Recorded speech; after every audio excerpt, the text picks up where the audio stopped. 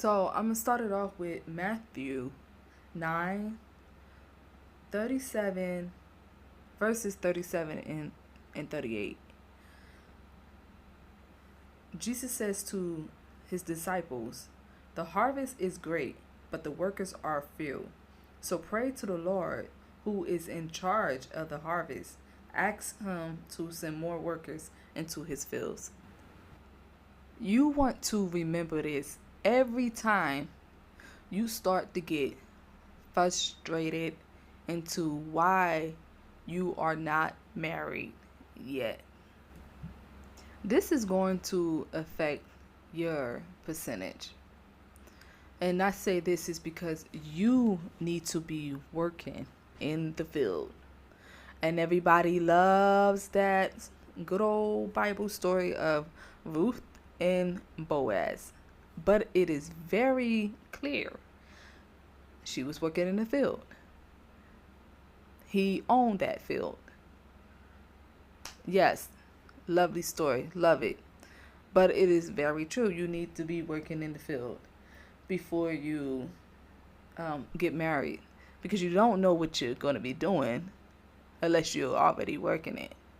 So if you're not working it, you are nowhere near the percentage where you need to be.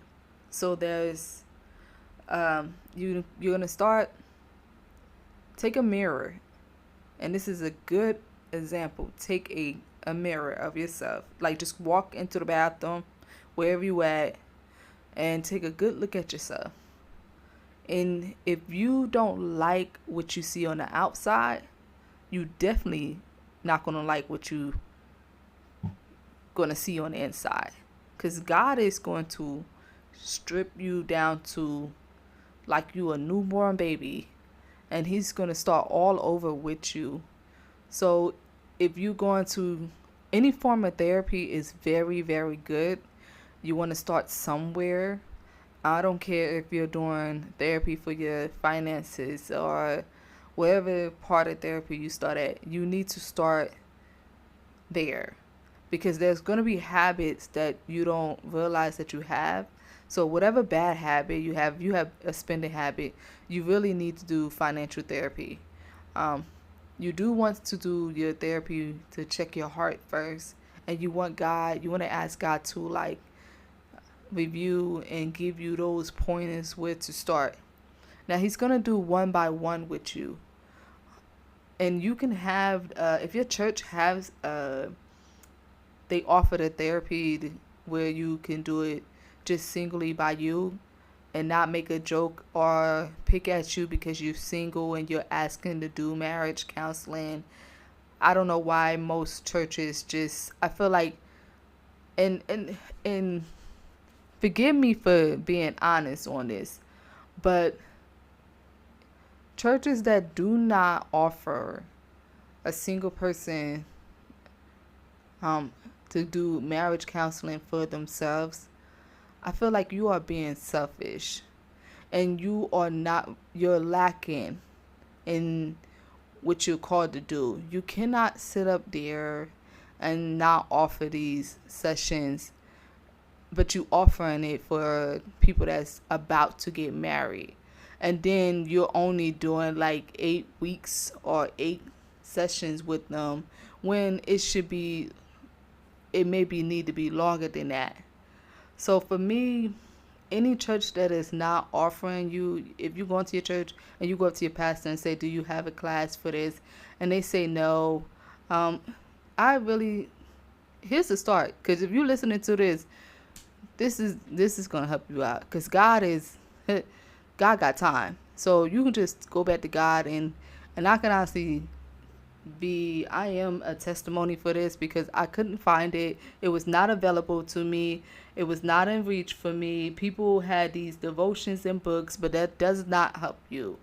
And when you're like starting at negative and you're throwing away everything that you're supposed to throw away, God is telling you to get rid of, because you got to start back over at zero. So this is where I'm telling you, you want to hold this mirror up. You want to look at yourself. And you got to be able to look at your heart and say, like, okay, I am not right in this section. I did that without a mirror. I did that. I just, how it was that when I met my spouse, I took one good look at him, and I was like, this guy is amazing. From the way he is carrying himself, the way he speaks, and I admire that he had that where he wasn't, like there was no curse words coming out this man's mouth, and I was like, this is beautiful. And what really got me to pray was the man did not even know who this rap, everybody call him a rap legend, and I'm not gonna say his name because um it's not worth it. One, and then two, I don't need nobody hit me with no copyright thing, whatever. Anywho, but everybody consider him a rap legend, and I remember saying a line to him, and he didn't. He's like, it didn't register to him, like he didn't know who it was. But I was like, that amazed me, and I was like, I love this about him. So where everybody else might pick at him about it, but I love it about him, and I love that his language was so clean and clear. I was like, God, how can I be like that? And not knowing that this is like something that you're supposed to be anyway when you stand like, oh, I'm gonna be this woman of God, this man of God. Your language is supposed to be no curse words. Nothing should be coming out of your mouth. And I remember him telling me that he only speak life. He doesn't speak death. So he don't blabber. You won't just hear him just rambling on about nothing. Because when he speak, he wants to be able to speak life into you. So I love that about him. And so when I got outside the airport, I was able to say this prayer to myself, like not to myself, but to God that, um, not like this. You do not want me to marry your son like this. I am in no form, shape, or way good to him. I would be no good to him in this version of myself.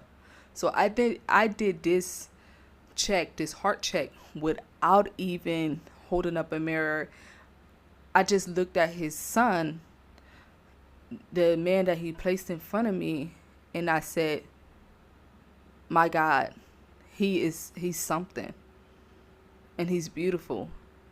And how can I get to that point where I need to be like that, where I know how to speak to him without cursing at him, talking down to him. I want to be able to speak life like he do.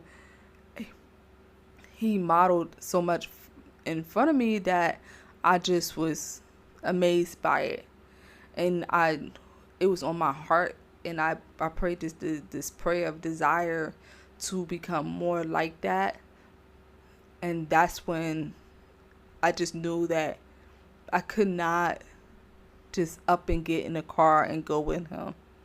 I needed to go back home and get right. Like some way, somehow, I just needed to go back to the drawing board.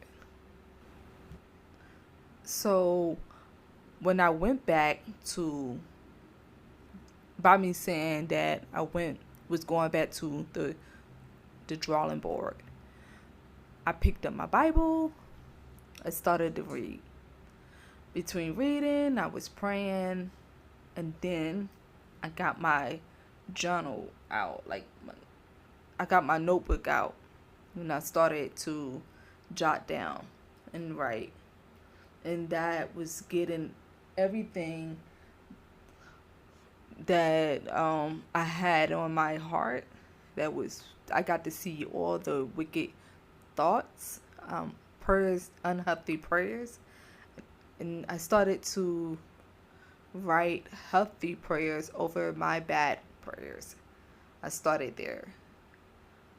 I mean, when I said I was at negative, I was at negative. Uh, to be that far off and still have a sense of God, it makes me, when I hear, every time I listen to when Jesus said is, if you think that light has any bit of like darkness in it, how deep that darkness go, I mean, my soul was wicked. It was just wicked. It was bad. And you here, God placed in front of me his son, where I know that his son, because we had this conversation, and he was saying that he needed to get right with God. And I'm like, boy, if he was that far and he thought of himself that he needed to get right, and he was still far off from where he needed to be, boy, I was nowhere near zero. I was way in the negative. And you have to be comfortable with your seasons of growing and, undoing. This is years. I still had like healthy thoughts and stuff, but I think my bad outweighed my good. And I did not understand the whole process where I should have been where I should have been at. The percentage didn't come into play for me until, let me see, about 2 years after I started. I had this dream. I went to sleep, and I had this dream, and I remember showing up to a test. And it's so funny because I know another pastor, and his story sounds just like mine.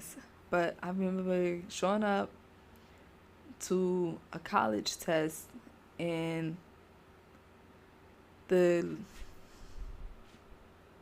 lady said,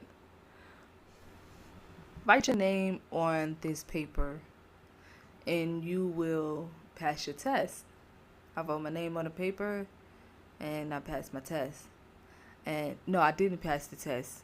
I passed, if you want to consider like an 88, a good score. So, and she was like, that's not good enough, is it? And I was like, no. What's with the 88? You told me to write my name on a paper, and that's all I needed to do. And she said, well, then you got to go back and study some more. I said, fine. And then I woke up. I remember asking God about what was that? And God was saying that you feel as though that I'm taking a long time with getting you and the spouse, like my son, the one I picked out for you. You feel as though I'm taking a long time of getting y'all two married back together, and y'all officially, like, worldly standards are married. Because let me tell you something, once you say yes unto God, I don't care if you're sitting at a dinner table or you both on the floor of a bar and you two are in agreement, and this is you, God, put y'all two together. It's like, this is the man, this is the woman, and y'all make an agreement under God that y'all gonna really be serious about each other, y'all gonna do this thing. I'm gonna tell you right now, God gonna, in his eyes, hey, if y'all lay down that night, y'all married. It ain't no going back. Because if you step outside of that will, his will, after you said yes, I don't, just take it from me, you don't want to do it. Just clear as day, you just don't want to do it. But if you making a commitment to each other, it's just like in the Bible, they agreed, their engagement was basically considered in the marriage. This woman could not go off and go marry somebody else. They would drag her out and, stone her to death. So it's just like that. God will hold you accountable for making an agreement underneath him. So be very mindful of your words and everything. But if you're saying yes, you got to remember, you're not just saying yes, looking at him saying yes. No, you look at him, yes. But remember, God put you there. So if you say yes, God gonna be like, okay, bet, let's get to work now. Let's do what we need to do. But if you already are working in the field and everything, um, that might be different, because this is, like I said, this is my journey, and the people that's like starting off, whatever. Um, Anywho, nevertheless, back to the point. So I went to sleep like 3 months later. I went to sleep again, and I had another dream. I show up at the test, and the lady asked me, "So, what are you doing here?" And I said, "Well, I was told to come here because I had to retake my test." She said, "Write your name on a paper," and I did. She put the date on. I put the date on it. She said, "You got 100%. You passed." And I was like, "That's it? Just like that?" And she said, "Just like that, you can leave. You don't need to come back." I said, "Fine." So I woke up. I remember asking God, "What was that about?" And God said, "Because you are continually like on the path, and you're not, looking elsewhere, or like you are not having second thoughts. You are still operating in. You're gonna operate at 100% with the man that I chose for you. Like I picked out, and that you said yes to, that I presented to you, that you said yes to. You are gonna operate at 100%. You can choose anybody else." And here's the funny part. This is where I decided I'm gonna put God to the test. So it was this guy. Um, he was. I thought he was all right, decent. Sure enough, like not even the guy wasn't even nowhere near around me. It was just a thought that I was having, and God said 35%. I was like, 35? Oh my goodness, that is low. I was like, oh no. And then it was like another day. I seen another guy. I thought, he's good. He got a good job and stuff like that. And God said 58%. I was like, oh my goodness, that's low. Then another guy. Guy was like 23%. I said, jeez, that is really, really low. Then this other guy that was supposed to be like, oh, I love God and this and that. I was like 63%. Next guy, 73%. Next guy, 38%. 31. It was just these numbers they never got past like 73%. So I was like, what's good with you and these percentages of these numbers that you're throwing at me? He said, these guys, any guy, this is as far as you're going to be able to go. And you're not going to be able to operate the way I need you to operate. So any guy that you choose, that number is not going to get as high as you think. Because the guy that I picked out for you, the guy that you agreed to, you say yes to, and this is your husband. Like really, God was really, really firm with me about this. So whereas we, joke and stuff, but when I tell you that you cannot work your purpose or operate higher than the number that God is placing before you, you're not. If you get married to somebody that's out of God's will, that is that you chose for yourself and you did not ask God, oh man. And I feel bad for anybody that got married to somebody and they did not ask God, like, hey, what's this percentage? Or you got married to a woman and it's like, this is for women anyway, but if a man is listening, I do feel bad for you if you did marry a woman and you did not ask God, because God, if you go ask God and you're married right now, you go ask God, or even if you're engaged, go ask God what percentage level that I'm going to be operating at if I marry this dude. And if 88 is okay with you, fine. If 83, 72, it's okay with you, then go ahead. But you don't know what you're missing on the opposite end of that. And that's the scary part.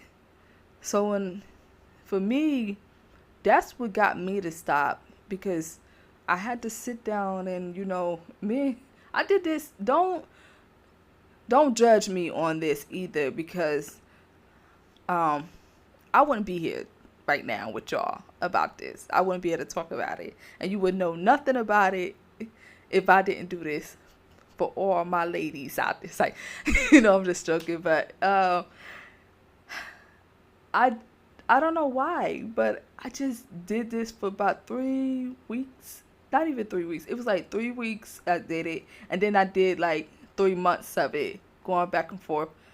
But these numbers did not change. It would not go no higher. I think the highest number that I had got or heard was like, I think it was either 78 or 83%.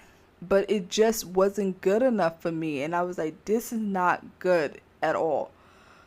So I don't know why I did it, but I don't know. I guess I must have just loved the conversation of going back and forth with God as being my father, seeing him as the father figure, and him going through this process with me of doing the marriage counseling and pointing out things that I should be doing that I shouldn't be doing. So I guess I was just really loving the attention and the conversation that I was having in my growth with God. So this is why I think I was doing that whole back and forth with him about it.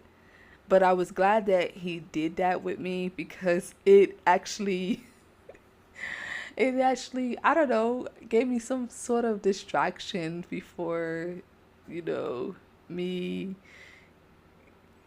It distracted me from like the gap of being apart from my my my spouse. Like, so while he was out, growing and doing his thing, I needed to work out in the field, and I thought that I can come out of the field sooner than I had liked, but I was still growing, and I did not understand that. So doing the whole percentage thing really helped me out, and it helped me to stay focused, and it helped me to stay balanced, and it gave me a reason to keep going and never to give up. And I kept growing, and I keep growing, and I love this process so much. I had come to love the process, but it was a struggle, and to know that it is not easy. So this is why I'm like, you always want to check in with God and where you're at with the, like, where you're at, and it's gonna help you out. Because especially if I know a lot of women, they know who they are supposed to marry, and they have seen him, or they actually met him. If you haven't met him and God is just only talking to you about him, ask God what you should be doing. What is it that you need to be going through, like therapy or whatever, or like really sit down with God and see, are you like, okay, God, you want me to be married? Am I truly a good fit for this? Or what is it that I'm gonna be doing? Like, we gonna have kids? Just start asking these questions, because I truly believe that I was giving God a run for his money. Uh, I was just a little bit all over the map when I first started out. Um, and it took years for me to get to this point. It took me, let me see,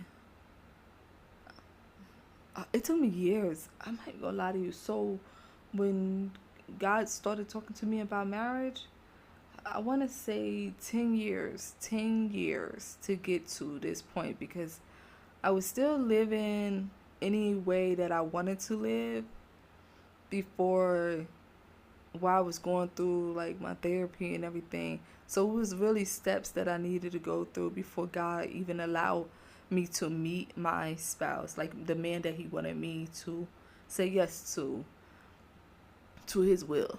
And he didn't present multiple men. He did not do that. It was just one guy he kept talking about. He never talked about any other guy. He only talked about his son. That's it. He did not point me another, like, oh, if he said no, this is that. No, no, no, no, no. It was just one guy and one guy only. He always tell me things about him, like, he'll tell me like, oh, he's like this, or he's like that. He won't mind if you did this and stuff like that. I even had to get used to seeing myself without in my natural state. So like I never got into makeup or anything, but I was into like wearing these bracelets, um, the my fashion, even my I guess like doing different color hair and all like that. But now I don't do all this stuff, and I had to get used to seeing myself as in my natural state. I guess I would get into that in another like video when it come around to it, and I'll tell you why I chose to really really like strip down to the point. And but it has something to do with me. I was like, I want to be able to operate at 100%. So for me, I felt like I needed to do this due to the fact, even with me, I don't drink. I haven't had any like alcohol or wine, and it was over prayer, and then also because have seen what it has done to like my mother and other family members like my uncles and then I even knew how it was for me, but also that um, alcohol was it never really done much for me. So it was not it wasn't hard for me to give up, but I also wanted to give my future children a chance to to see to grow up without having to see their parents have a glass of wine or something. I wanted them to have an option of, hey, my parents don't drink. They have, but they don't drink. I have never seen them lift a glass to their mouth that has alcohol in it, and I want them to know that they can be free. So for me, that's this is just a plus for it. But I always try to, when I go through the Bible, I always try to find ways that I can apply. And what made me do this um, check of how can I grow better and more to become my 100% was I was looking at like Paul, his life, and Jesus, and how he modeled and took the time out to come to earth and model things for us, and how come he can do these things. And in order to do those things, you have to be willing to give up a lot. And you have to, this is where he's be like, you have to give up your life, say bye to that life, say bye to, so I'm gonna paraphrase it more so. It's more like you want to give up your dead life for your new life and the life that he's gonna show you that God has for you. So I want to say thank you for listening, and God bless. Um, and I will finish this off, and I guess in the next video. And subscribe, like, and see you in the next video. God bless.